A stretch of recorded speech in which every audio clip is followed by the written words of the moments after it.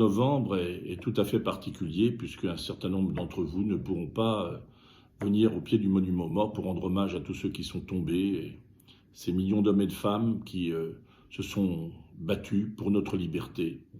Et donc, je pense d'abord à vous tous, je pense à nos anciens combattants qui auraient aimé être au pied du monument.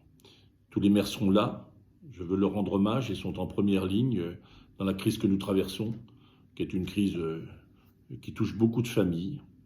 Mais je crois que commémorer, c'est pas simplement interroger notre histoire, c'est en tirer les leçons. Oui, notre pays a traversé des épreuves très lourdes. Beaucoup d'hommes et de femmes sont tombés dans les combats que nous avons connus. Et ils sont tombés pour défendre un idéal, pour défendre des valeurs, pour défendre des convictions. C'est que la République et la liberté, l'égalité, la fraternité, ce sont des combats qui sont d'hier et qui sont des combats d'aujourd'hui. Nous vivons un monde traversé par de nombreuses crises, de nombreuses guerres. Je veux rendre hommage à nos soldats qui aujourd'hui encore se battent et qui sont là pour défendre cet idéal de liberté. Et puis, je voudrais aussi qu'on en tire des leçons face à la situation que nous traversons avec la période d'attentats que nous avons vécue. Ça a bouleversé nos consciences.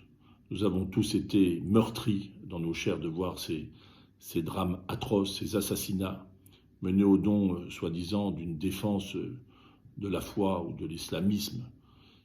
Eh bien, c'est l'occasion aujourd'hui de réaffirmer au pied du monument notre conviction profonde que nous avons chacun notre part de responsabilité pour défendre la République, ses valeurs. Oui, c'est l'occasion, ce 11 novembre, de réaffirmer au pied de nos monuments que nous avons foi dans l'avenir.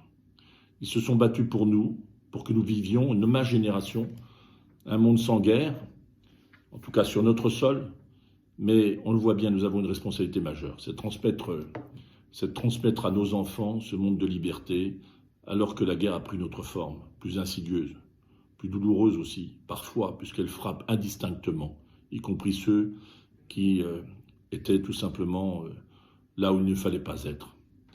Eh bien voilà, oui, c'est l'occasion de réaffirmer aujourd'hui, simplement, que vive la République, que vivent les valeurs de la République et que vive la France.